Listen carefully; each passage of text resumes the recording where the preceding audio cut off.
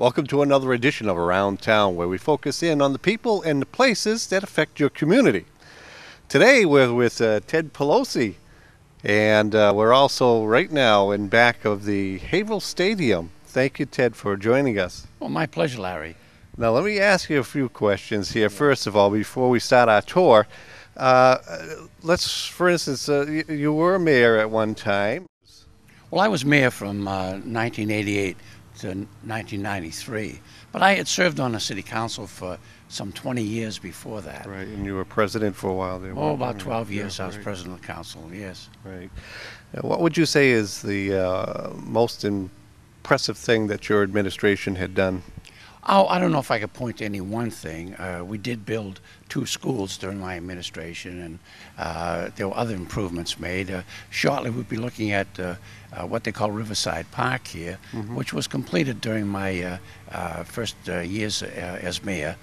But I thought, Larry, that quite often we go out and look at buildings and around the city that are familiar to people, but I think we have a real jewel here at the stadium and the grounds behind the stadium. And I thought that it might be nice if we could focus in a little bit and show people this great asset we have in the city. It sounds great. Why don't we do that? Great. You know, this stadium area has come under discussion recently because of some repairs that have to be done to the concrete stands here. And I'm sure those will be done in due time, but it might be good just to reflect a minute on the history of this stadium. You know, it's one of the nicest stadiums in this area. For many years, teams would come to Haverhill and see this great complex and just be in wonder of the way it was laid out for a beautiful football stadium and also an accompanying baseball stadium.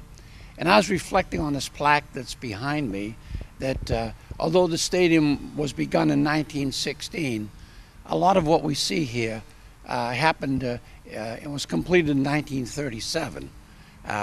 This brick wall that surrounds the stadium has quite a history too. It's my understanding that some of the bricks that go into this wall came from the River Street area where there were some great fires prior to World War II. And those were incorporated in the wall. And the stadium itself here, the stands and the wall, were completed in 1937, and partly with funding that was provided through the Works Progress Administration, the WPA, for those who can reflect back to those days. And as I was coming in today, I also noticed that we have up here a couple of plaques that recognize the fact that in 1936 and in 1955-56, Haverhill had 2 undefeated football teams, and those plaques were put there in recognition of the effort of those young men and the coaches who made that possible.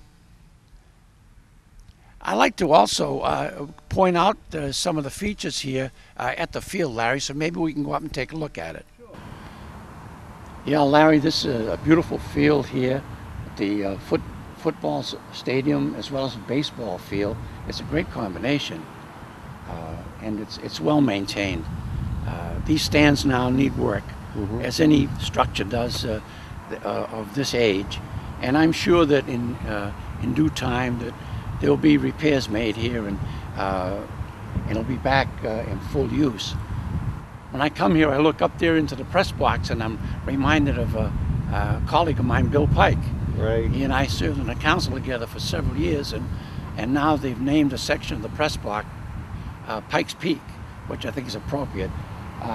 Bill used to be the broadcaster for a lot of the football games here at the stadium, so it was an appropriate gesture, I think, to name the press box for him. But as you look around in this area, it's a beautiful vista.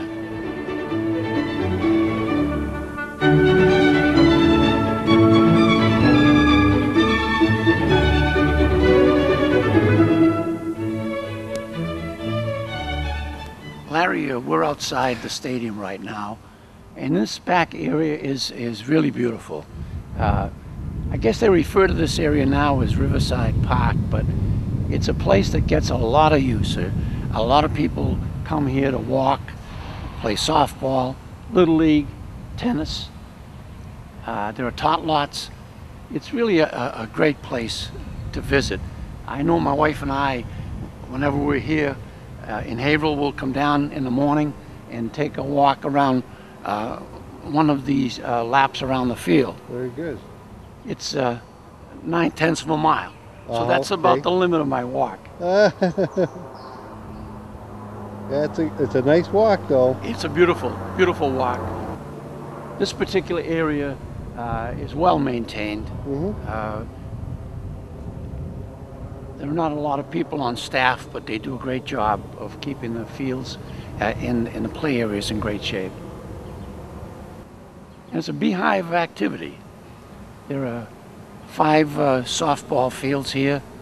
There are at least 2 or 3, I think there are 3 Little League fields, tennis courts, basketball complex.